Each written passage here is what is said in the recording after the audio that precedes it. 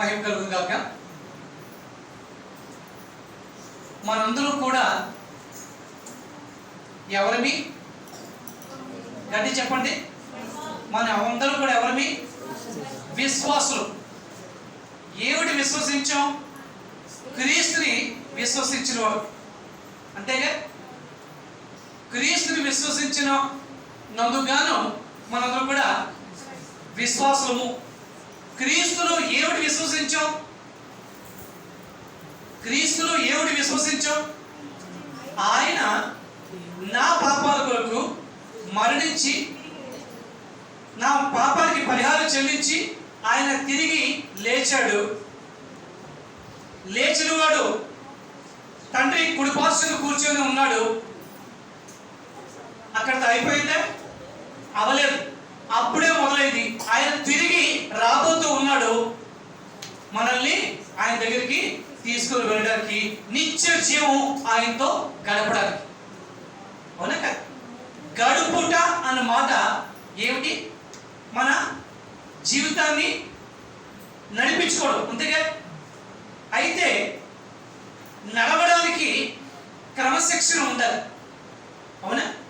నడవడానికి క్రమశిక్షణ ఉండాలి. ఎంతసేపు భక్తి అని కాదు, కానీ భక్తితో పాటు క్రమశిక్షణ కూడా ఉన్నప్పుడే మనం సరైన వ్యక్తులు అవుతాం. అంతేగా?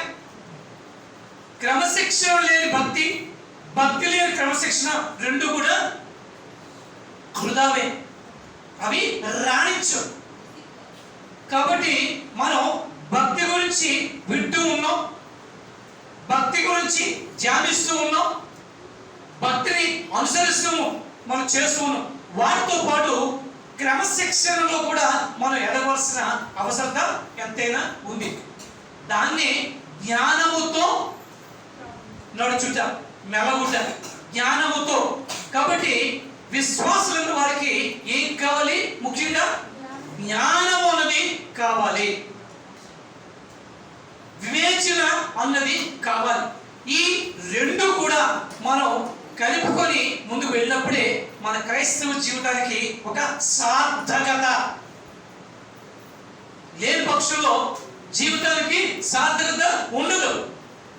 అందుకే జ్ఞాని సొలొమోను సామెతల గ్రంథము 19వ అధ్యాయము 20వ అధ్యాయంలో 20వ మాట ఏం చెప్తున్నాడంటే, సామెతల గ్రంథము 19వ అధ్యాయము 20వ వచనంలో ఆయన ఏం చెప్తున్నాడంటే, నీవు ముందుకు జ్ఞాని ఒకటికై ఆలోచన విని ఉపదేశము అంగీకరించుము. ఏం రాశాడు? మరోసారి చదువుతాడు. నీవు ముందుకు జ్ఞాని ఒకటికై.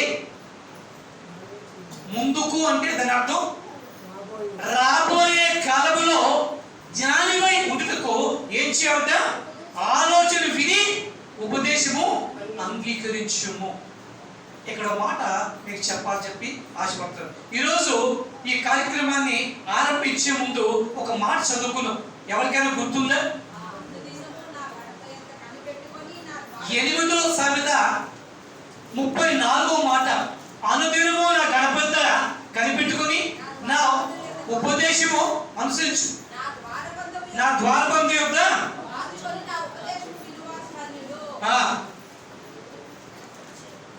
కరెక్ట్ గా చదువుతాను. మళ్ళీ నా అనుదినము నా గడప కనిపెట్టుకొని నా ద్వారబంధం మీద కాల్చుకొని నా ఉపదేశం వినువారు ధన్యులు, వారికి బ్లెస్డ్ పీపుల్. అందుకే రాబోయే కాలంలో ముందుకు జ్ఞాని ఒకటికై నువ్వు ఏం చేయాలంట? ఉపదేశం విని, ఆలోచన విని ఉపదేశమును అంగీకరించుము. నేను చెప్పే మాటలు విని వాటిని అంగీకరించి ఆలోచించి వాటిని నువ్వు నీ నడవడికలో పెట్టుకో అని జ్ఞాని సొలొమోను ఇస్తూ ఉన్నాడు, చెప్తూ ఉన్నాడు. చూడండి, ఆ సామెతల గ్రంథంలోని 7వ అధ్యాయంలో 1-2 మాటలు ఒకసారి చూసుకుంటే ఆయన బ్రతిమాతున్న మాటలు కనబడుతున్నాయి. నా కుమారుడా, నా మాటలను మనసులో ఉంచుకొను, నా ఆజ్ఞలను నీ యొక్క దాచిపెట్టుకును, నా ఆజ్ఞలను నీ మనసును ఉంచుకుని ఎడల, నీ కనుపాప వలె నా ఉపదేశమును కాపాడని ఎడల నీవు మనం బ్రతుకు నిమిత్తము. అపోస్తలుడు పౌలు తిమోతికి రాస్తూ అంటూ ఉన్నాడు, నీవు సుఖముగాను సౌఖ్యముగాను మాన్యముతో బ్రతుకు నిమిత్తము. అవునా కదా? ఇక తర్వాత అక్కర్వద్దు. అంటే అక్కడ ఏంటి, వీరందరూ కోరుకుంటుందండి మనం సుఖముగాను సౌఖ్యముగాను మాన్యముతోను, అంటే గౌరవంతోటి బ్రతకడానికి. ఈ యొక్క రాజు సులువు కూడా అది చెప్పండి, మీరు ముందుకి జ్ఞానం ఒకటికై, జ్ఞానం సంపాదించుకుంటుకై నీవు నా ఉపదేశములు విని మనసును ఉంచుకునే అట్లా, కనుపాపు వలె వాటిని కాపాడుకునే అట్లా నీవు బ్రతుకుతావు.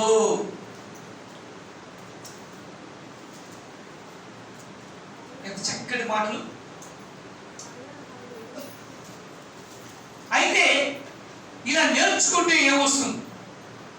ఇలాగా మనసును ఉంచుకొని వాటిని అనుసరిస్తూ ఉంటే ఏమొస్తుంది అంటే, అదే జ్ఞాని సొలొమోను అదే సామెతల గ్రంథము 1వ అధ్యాయము 4-5 వచనాల్లో ఏం చెప్తున్నాడో ఒకసారి చూడండి. ఎప్పుడైతే జ్ఞానములకి మనం తాపత్రయపడతామో, ఎప్పుడైతే జ్ఞానం పొందుకోవాలని మనం ఆశిస్తామో, ఇక్కడ రాస్తున్నాడు, జ్ఞానము లేని వారికి బుద్ధి కలిగించుటకును యవనులకు తెలివియు వివేచనయు పుట్టించుటకును ఈ సామెతలు ఇవ్వబడ్డాయి. జ్ఞానము గలవాడు విని పాండిత్యము వృద్ధి చేసుకును, వివేకము గలవాడు ఆలకించి నీ సూత్రములను సంపాదించుకును.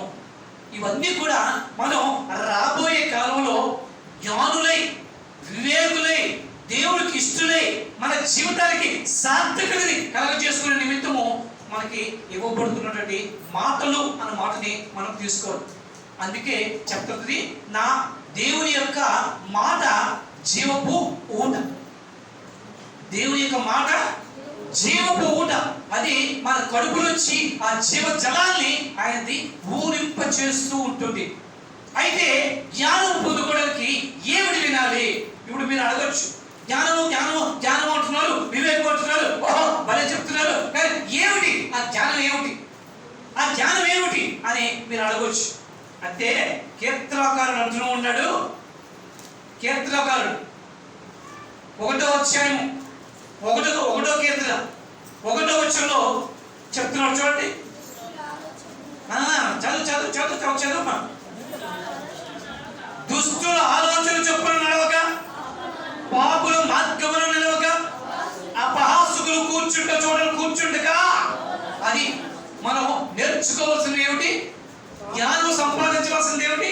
ఇక్కడ ఇది జ్ఞానం సంపాదించుకోవాలి. ఏమిటంటే, దుష్టులతో సాంగత్యము చేయొద్దు, పాపులతో సాంగత్యము చేసి వారి మార్గాన వెళ్ళొద్దు, అపహాసకులు కూర్చొని అపహసించే చోట నువ్వు కూర్చోవద్దు. ఇది జ్ఞానవంతుల యొక్క లక్షణము. ఇది ఎవరి లక్షణం?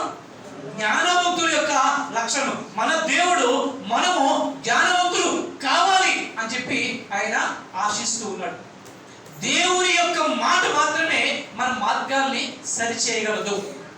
ఈరోజు 119వ కీర్తనలో దాలత్ అని ఆ పదం నుంచి వచ్చినటువంటి ఆ 25 నుంచి 32 మాటల్లో మనం చూసుకున్నప్పుడు అక్కడ కీర్తనకారుడు ఏం చెప్తున్నాడు? అయ్యా, నీ శాస్త్రముల్ని నాకు బోధపరచు, వాటిని నాకు బోధించు, నాకు స్థిరపరచు, నాకు దయచేయి. అప్పుడు నేను ఏం చేస్తాను? సరైన మార్గంలో నేను నడుస్తాను, నేను బ్రతుకుతాను, వ్యసనం నుండి నేను తప్పింపబడతాను. ఇదేగా మంచి జీవితం అంటే. ఈ రీతిగా నడవాలని నడిపించాలని దేవుడు ఆశిస్తూ ఉన్నాడు మనల్ని. అందుకే ముందుకు జ్ఞానివగుటకై, రాబోయే కాలంలో నువ్వు జ్ఞానివై దేవుని దయందును మనుషుల దయందును మెప్పు పొందుతూ ఉండాలి అంటే నువ్వు దుష్టులు ఆలోచన చెప్పున నడవక, పాపుల మార్గాన నిలవక, అపహాసకులు కూర్చుంటే చోట కూర్చుండక నీ జీవితాన్ని నువ్వు సరి చేసుకొని చక్కని రీతిలో ఆయనకి ఇష్టమైన మార్గంలో నడిపించుకో అని ఈరోజు మనకి బోధిస్తూ ఉన్నాడు. భక్తి సరే, నీవు నా యొక్క భయభక్తులు కలిగి ఉంటున్నావు, నిజమే, నీకు కాదలేదు. వాటితో పాటు ఇవి కూడా నీకు కావాలి. ఈ జ్ఞానము నీకు కావాలి. యాకోబు పత్రికలో ఏమంటున్నాడు? ఒకవేళ నీవు జ్ఞానముగా కొలువుగా ఉన్నాయంట నన్ను అడుగుము. ఎవరిని అడగాలి? ఉదయ కుమారుని కాదు, ఆయన అడిగితే ఆయన జ్ఞానము అనుగ్రహిస్తాడు. ఎందుకు వచ్చే కీర్తనకాడు 119 కీర్తన 9వ వచనంలోని ఒక మాట చెప్తున్నాడు. నువ్వు కీర్తనకాడు 119 కీర్తన 9వ మాట చెప్తున్నాడు. యవ్వనస్తులు దేని చేత తమ నడవడికను శుద్ధపరచుకుందరు అంటే కేవలము ఈ వాక్యమును వచ్చే. అంటే వాక్యానికి అంతటి ప్రాముఖ్యత, అంతటి ప్రాధాన్యత, అంతటి విశిష్టత ఉన్నది. ఆ వాక్యము నా పాదములకు దీపమును, నా త్రోవకు వెలుగై ఉంది. ఈ జ్ఞానాన్ని మనం కలిగి ఉన్నప్పుడు ఇప్పుడు నేను దేవుడి యొక్క వాక్యంతో నేను నింపబడతాననే ఆ తాపత్రయం మనలో ఉంటుంది. ఆ తాపత్రయం లేని వాళ్ళు ఏమంటారు తెలుసా? జ్ఞానము లేనివాడు.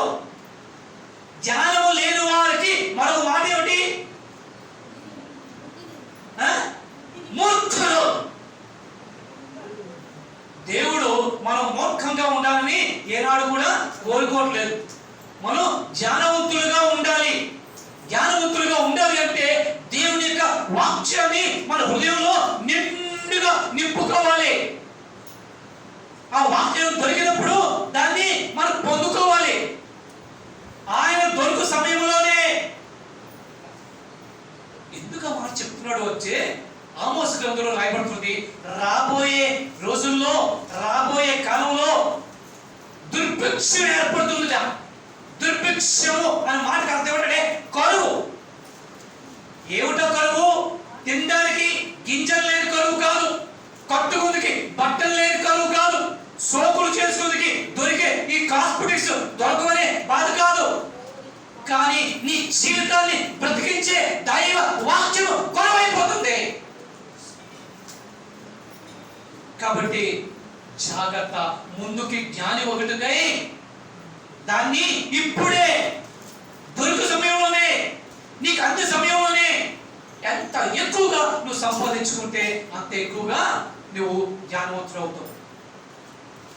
నువ్వు ఎంత ఎక్కువగా సంపాదించుకుంటే అంత ఎక్కువగా నువ్వు జ్ఞానవంతుడు అవుతావు.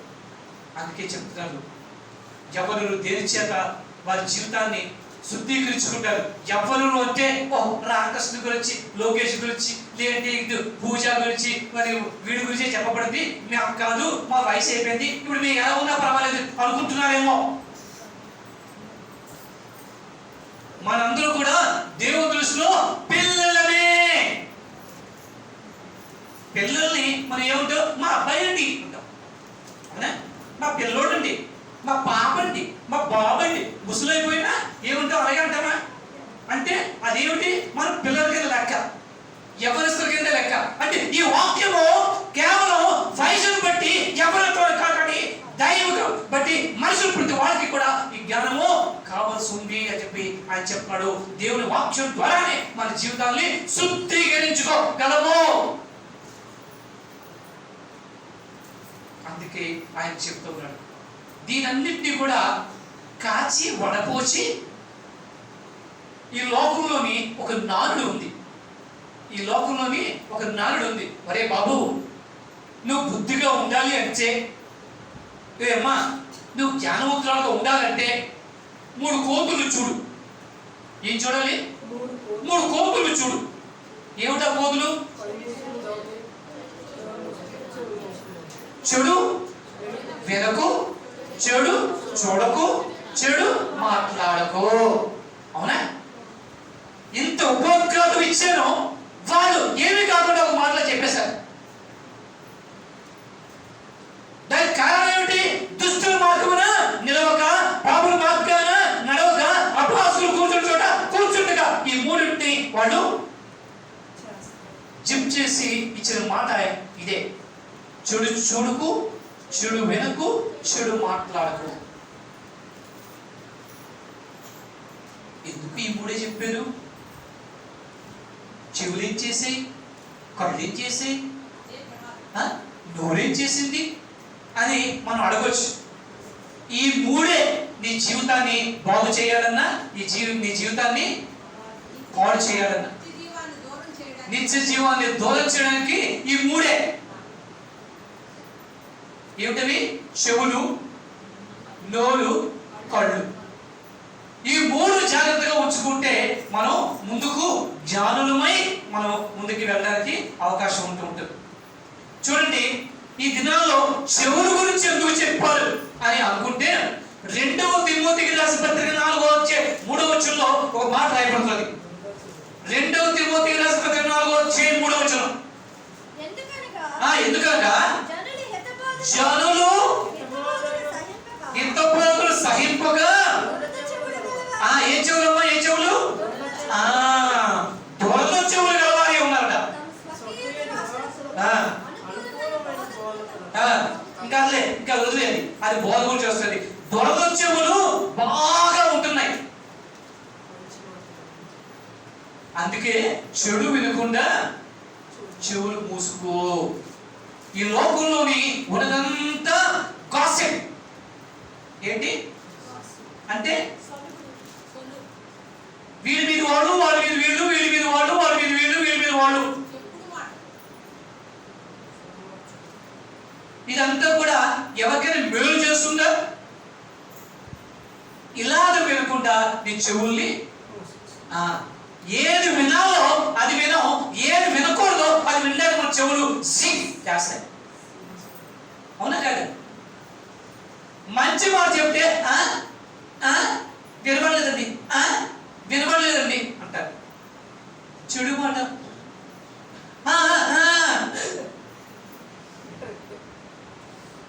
అవునా కదా? కాబట్టి చెవులు జాగ్రత్త. ఏది వినాలో దానికే విను, చెడు వినొద్దు అని చెప్పబడుతుంది. సామెతల గ్రంథం 22:17 ఏం వినాలో చెప్తున్నాడు చూడండి. సామెతల గ్రంథం 22:17 చెవి ఒక్కి. ఇందాక తిమోతికి రాసిన పత్రికలో పౌలు ఏమన్నాడు? జనులందరూ దేనికి ఇష్టపడుతున్నారట? దొరద చెవులు కలిగి ఎంతసేపు కూడా చెడు వినడానికి ఇష్టపడుతున్నారట. కానీ ఏం చేయాలట? ఇక్కడ జాతీయ సులభం చెప్తున్నాడు 22:17 చెవి ఒక్కి అంటే జాగ్రత్తగా చెవి ఇలాగా రిక్కించి ఉపదేశము ఆలకించుము. ఎందుకు? వినుట వలన విశ్వాసం కలుగును, వినుట క్రీస్తు మాట వలన కలుగును. దేవుని మాటలు వినడం వలన నీలో విశ్వాసం వస్తుంది. ఆ విశ్వాసము నీకు జీవితాన్ని కట్టబడుతుంది. అది నీకు నిజ జీవాన్ని ఇస్తుంది, నీకు బ్రతుకునిస్తుంది, మంచి మార్గాన్ని నడిపిస్తుంది. ఆ ఉపదేశం వినాలి, కానీ చెడుని వినకు. దురద చెవులు ఉంటున్నాయి, అందరికీ ఉంటున్నాయి అని చెప్పడు. ఈ చివరి దినాలు అపాయకరమైన దినాలు.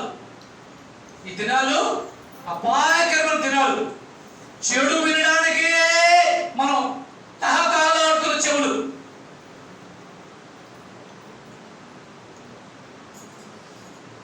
వాటికి వినొద్దు అని చెప్పబడుతుంది. ఉపదేశానికి చెవి ఒక్కు.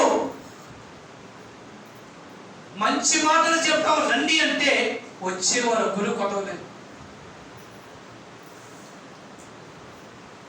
పక్కన చెప్తూ ఉంటుంది. ఏదైనా యూట్యూబ్లోని అది చూసినప్పుడు మొట్టమొదటి ఏం చూస్తుంటే ఎన్ని వ్యూస్ ఉన్నాయి అని చూసుకుంటుంది. అక్కర్లేని వాటికి లక్షల్లో వ్యూస్ ఉంటాయి, మంచి వాటికి 10-12 వ్యూస్ ఉంటాయి. అంటే వాళ్ళు ఏమిటి వింటున్నారు? చెడునే వింటున్నారు, మంచిని. కానీ దేవుని యొక్క లేఖను ముందుకు జ్ఞాని ఒకటికే నువ్వేం చేయాలి? చెవి యొక్కి ఉపదేశము వినాలి. ఆ ఉపదేశము నీ జీవితానికి మేలు కలుగుతుంది. రాబోయే కాలంలో నువ్వు జ్ఞానివై దేవుని ఎదుటను మనుషుల ఎదుటను నీవు సన్మానింపబడతావు. ఇకపోతే రెండోది కళ్ళు. మత్తయి సువార్త 6వ అధ్యాయము 22-23లో ఒక మాట రాయబడుతుంది. మత్తయి సువార్త 6వ అధ్యాయము, దేహమునకు దీపము కన్నే కనుక నీ కన్ను తేటగా ఉంటే నీ దేహం అంతా కూడా వెలుగుమయమై ఉంటుంది. నీ కన్ను చెడ్డదైతే నీ దేహం అంతా చెడిపోయింది. చూసి దాన్ని బట్టే కదా మన ప్రవర్తన ఉంటుంది, అవునా కదా? కాబట్టి నీవు మంచిని చూడటానికే నీవు నీ కన్నుల్ని ఉపయోగించు. అందుకే చెడు చూడకు, చెడు చూడకు, మంచినే చూడాలి. అయితే ఏమిటి చూడాలి? సామెతల గ్రంథంలో జ్ఞాని సొలొమోను చెప్తున్నాడు. 4వ సామెత 25వ మాట, 4వ సామెతలో 25వ మాట, నీ కన్నులు అటు ఇటు చూడక సరిగాను నీ కనురెప్పలు ఎలా ఉండాలంట? మన కన్నులు అటు ఇటు దొంగ చూపులు ఉండకూడదు. అందుకే చెడు చూడొద్దు అని మనకి హితబోధ చేయబడుతుంది. చెడు వినొద్దు, చెడు చూడొద్దు. చెడు చూస్తే అది ఏమవుతుందంటే మనకి నష్టం కలగజేస్తుంది. కళ్ళు చూసింది మనసులో స్థిరపడిపోయి అది ఏమవుతుంటే ఒక అంతం కానీ ఆ తెరలు తొలగవు, అవునా కదా? ఆ దృశ్యాలే కళ్ళ ముందు ఉంటూ ఉంటాయి. నిన్న రాత్రి సీరియల్ చూసి ఇవాళ ఉదయం ఆరాధనకు వస్తే దైవ వాక్యాలు బోధిస్తున్నప్పుడు ఈ మాటలు చెవికక్కవు, కానీ కళ్ళ ముందు కదలాడుతూ ఉంటే ఆ అత్త కోడళ్ళు.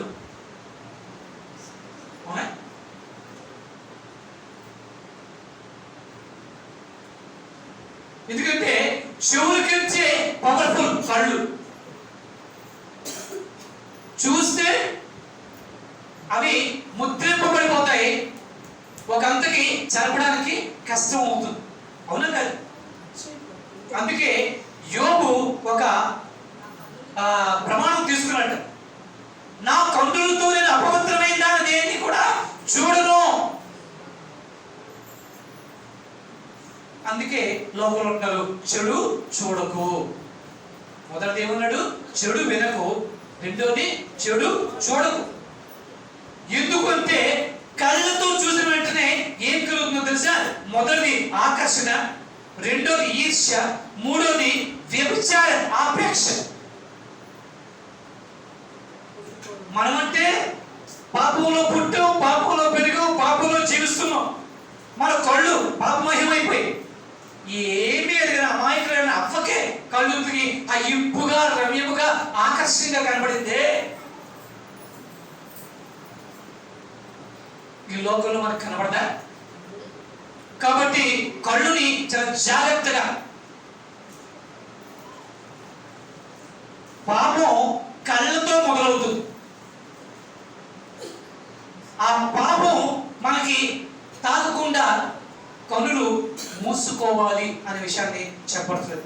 అందుకే చెడు చెడు చూడకు.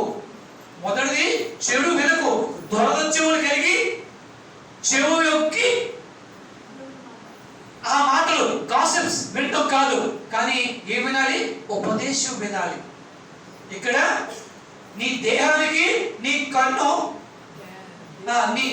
నీ కన్నే నీ దేహానికి ప్రాముఖ్యం. కాబట్టి నీ కన్ను నిర్మలంగా ఉంటే ఏముంది? నీ దేహం అంతా కూడా నిర్మలంగానే ఉంటుంది. నీ కంటిలో పొరపాటు ఉంటే దేహం అంతా పొరపాటు.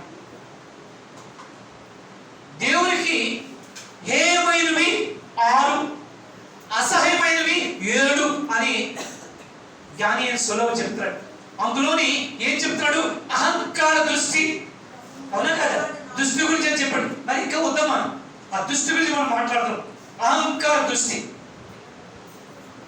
కాబట్టి మన కళ్ళని మనం చాలా జాగ్రత్తగా కాపాడుకోవాల్సిన అవసరత ఉంది.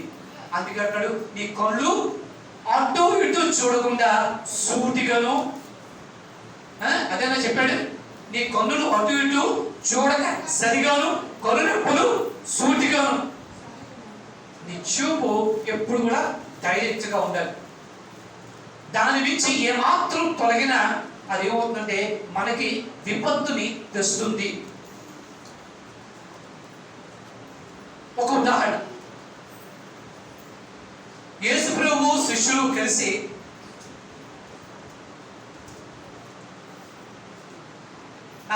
శిష్యులు పడవ మీద వెళ్తున్నారు, యేసు ప్రభు నీటి మీద నడిచి వస్తున్నాడు. పేతురు చూసి, అయ్యా నీవే అయితే నేను కూడా నీటి మీద నడిచి వస్తాను అన్నాడు. సరే రా అన్నాడు. పేతురు నడవగలిగాడా లేదా? నడవగలిగాడా లేదా? ఎందుకు నడవగలిగాడు? యేసు వైపు చూస్తే ఆయన నడవగలిగాడు. అవునా కాదు? పడిపోయేటప్పుడు యేసు ప్రభు వైపు చూసి పడిపోయాడు, కాలు జారి. ఎడుపక్క చూశాడు. కాబట్టి నీ దృష్టి దేవునిపై విచారంగా ఉంచినప్పుడు నీ కాళ్ళు తడబడవు. కాబట్టి చెడు చూడకు అనేది ఈ లోకపు హితవు. చెడు వినకు, చెడు చూడకు. ఇకపోతే మనందరికీ ఇష్టమైన నోరు. లోకంలో ఒక సామెత ఉంది, నోరు మంచిదైతే, నోరు చెడ్డదైతే వీపు పొంగుతుంది. అంతే కదా? నోరు చెడ్డదైతే వీపు పొంగుతుంది, నోరు మంచిదైతే ఊరు మంచిదవుతుంది. ఈ నాలుగుకి నరం లేదు కదండి, దాన్ని మేము కళ్ళు మింగలేకపోతున్నాం అంటూ ఉంటాం. అవునా కదా? కానీ నాలుగుని కంట్రోల్ చేసుకో.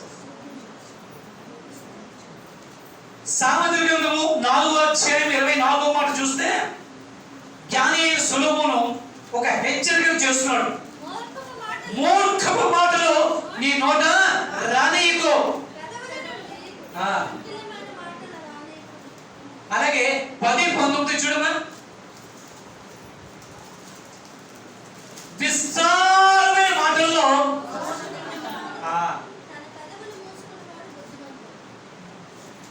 ఇంకా చూస్తే 21:29 చూడు, నీ నోటిని నీ నాలుగుని తాడేసి కట్టి భద్రంగా ఉంచుకున్నాడు. ఏమన్నాడు చూసి అదే రాయబడింది. 21:29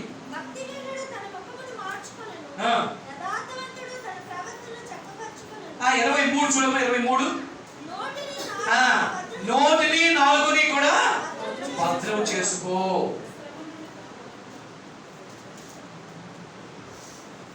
మన నోరు మనం అదుపులో ఉంచుకోవడం కష్టమైపోతూ ఉంటుంది. అందుకే హృదయం నిండింది ఏది పెరుగుతుంది, వచ్చేస్తూ ఉంటాయి ఆటోమేటిక్గా. అది ఆడదు, ఆనకట్లేదు. దేవుడు పెట్టాడు, 32 బ్రిడ్జిలు పెట్టాడు, కానీ అది అడ్డుగడ్డ పడట్లేదు.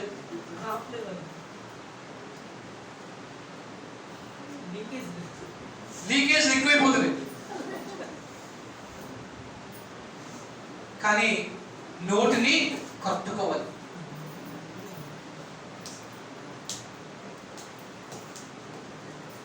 నోటి వెంట మాట, ఆ మాటే నిన్ను జీవింపు చేస్తుంది, ఆ మాటే నిన్ను నాశనానికి కూడా. కాబట్టి నీ నోటి మాట ఎలా ఉండాలో చెప్పి బైబిల్ చెప్తున్నది మత్తయి సువార్తలో. రుచిగలదిగా ఉండాలి నీ మాట. మాట ఎలా ఉండాలి? రుచిగలదిగా. ఇంకో దగ్గర ఏం చెప్తున్నాడంటే సామెతల గ్రంథంలో జ్ఞాని సొలొమోను చెప్తున్నాడు, తనకు పట్టని జగడములోకి చేరువాడు. అంటే మనకేం సంబంధం లేదు, వాళ్ళు ఎవరో దమ్ములాడుకుంటారు, కొట్లాడు, మధ్యలో ఎడైంది అని మధ్యలో దూరే అనుకో. కానీ ఏం చెప్పారు తెలుసా? దారిని పోతున్న కుక్క చెవులు పట్టుకుని లాగిన వాట సమానత. దారిని వెళ్ళిపోతున్న కుక్క చెవులు పట్ల అయితే ఏం చేస్తున్నది? నువ్వు దాన్ని చేయి పట్టు లాగితే అది మొక్కపట్టు బిగుతుంది. అవునా కదా? కాబట్టి జాగ్రత్త, చెడు మాట్లాడకు, జాగ్రత్తగా నోటిని అదుపు చేసుకో. అయితే ఏం చేయాలి? జ్ఞానం అవ్వడానికి మనం ఏం చేయాలి అన్నప్పుడు చూసినప్పుడు అపోస్తలుడు పౌలు చెప్తున్నాడు ఎఫెసీయులకు రాసిన పత్రిక 4వ అధ్యాయము 24వ మాటలు. ఎఫెసీయులకు రాసిన పత్రిక 4వ అధ్యాయంలో 24వ మాట.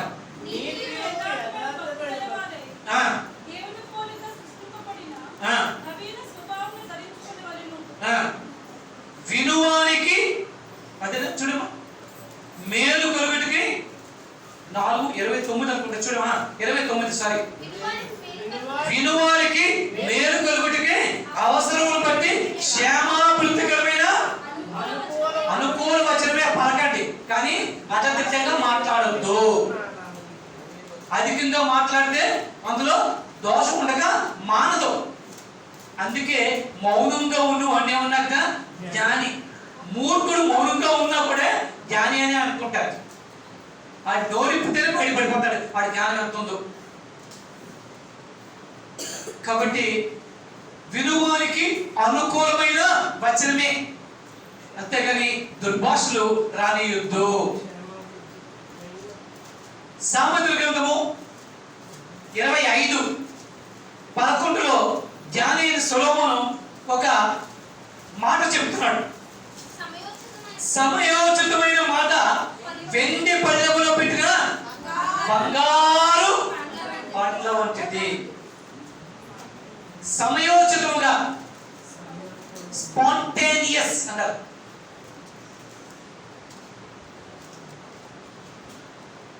ఆ రీతిగా చక్కగా మాట్లాడడం మనం నేర్చుకోవాలి. నోటికి ఏదొచ్చింది కదా అది మాట్లాడిస్తే అది అవతల వాళ్ళకి హాని కలుగుతుంది. కాబట్టి నీ నోటిని నువ్వు అదుపులో ఉంచుకో. అందుకే మనం ఎవరినైనా ఏమంటాం? ఏయ్ నర్మై, అవునా? అంతేనా? అదే మాట అంటామా? అంత గట్టిగా అనుకుంటా ఇక్కడ మెల్లగా శుద్ధగా నీ నోటి నువ్వు కాపాడుకో. చెడు మాట్లాడొద్దు. అది మితిమీరితే వచ్చే మాటే అది. ఏది ఇప్పుడు నేను చెప్పాను, నేను మళ్ళీ చెప్పను. కాబట్టి ఈ రీతిగానే మనం ఉండాలి. ఇకపోతే సామెతల గ్రంథం 16:24లో కూడా మంచి మాటలు ఎలా ఉంటాయో చెప్తున్నాడు. మంచి మాటలు ఎలా ఉంటాయో జ్ఞాని చెప్తున్నాడు. ఇందాక చూసాం 25:11లో చెప్పాడు, సమయోచితమైన మాట వెండి పళ్ళెములో పెట్టిన బంగారు పండ్ల వంటిదని. అలాగే 16:24లో ఒక మాట చెప్తున్నాడు చూడండి, ఇంపైన మాటలు అవి ప్రాణములకు మధురమైనవి, ఎముకలకు ఆరోగ్యకరమైనవి. ఎలాంటి మాటలు? ఎలాంటి మాటలు? గట్టిగా గట్టిగా అందరూ చెప్పండి. పక్క వాళ్ళు అడగండి, నువ్వు ఇంపైన మాటలు మాట్లాడుతున్నావు, సొంపైన మాటలు మాట్లాడుతున్నావు అని అడగండి. అడగండి పక్కన, నువ్వు ఇంపైన మాటలు మాట్లాడుతున్నావా, సొంపైన మాటలు మాట్లాడుతున్నావా? సొంపైన మాటలు అంటే కాలక్షేపానికి మాట్లాడుకునే అక్కర్లేని మాటలు. కాబట్టి ఇంపైన మాటలు అవి ఏమవుతుందా? మధురముగా ఉంటాయట. తేనె పట్టు. తేనె ఎంతమందికి అసహ్యం, ఇష్టం లేదు చెప్పండి? తేనె ఎంతమందికి ఇష్టం లేదు? తేనె ఎంతమందికి చేదుగా ఉంది? నాకే ఎప్పుడైనా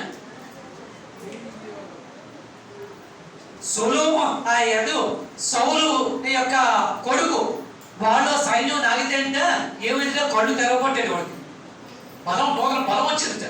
దేని తాగితే అంతలా ఉంటుంది. అది ఇంపైన మాటలు తేనె పట్టు ఉంటుంది.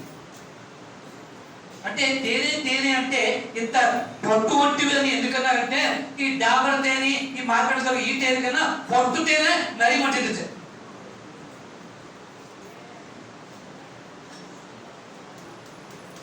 కాబట్టి ఇంపైన మాటలు తేనె పట్టు వంటివి, అవి ప్రాణానికి మధురమైనవి, అలాగే యువకులకి. ఈ రీతిగా మన నడవడిక ఉండాలి. ఎందుకు ఈ మాట చెప్పాడు? చెడు వెనుకు, చెడు చూడకు, చెడు మాట్లాడుకొని ఎందుకు చెప్పాడు? మర్చిపోయాడు. మొట్టమొదటి మాట, నీవు ముందుకు ధ్యానివ్వకుండాయి. ఏంటి? రాబోయే కాలంలో నీవు జ్ఞానముగా ప్రవర్తించవలసి వచ్చినట్లయితే ప్రవర్తించడానికి నీవు ఈ 3 జాగ్రత్తగా పెట్టుకో.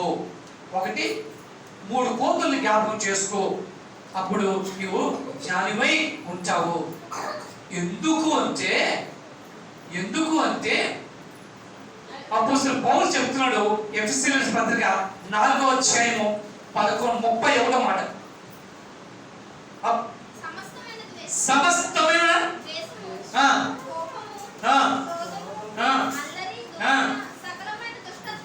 సకలమైన దుష్టత్వము కూడా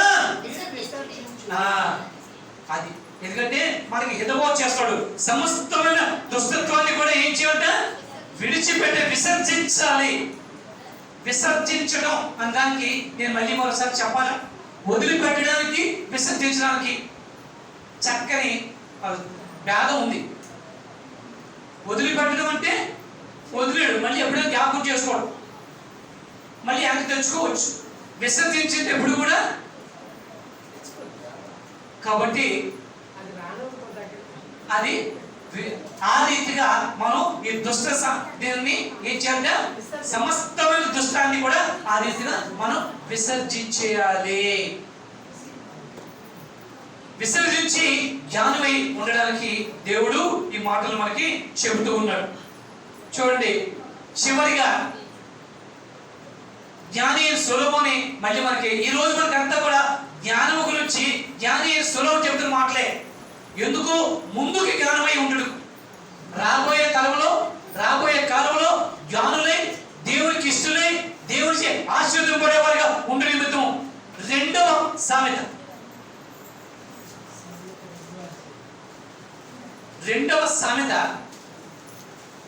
10 నుంచి 12 వచనం.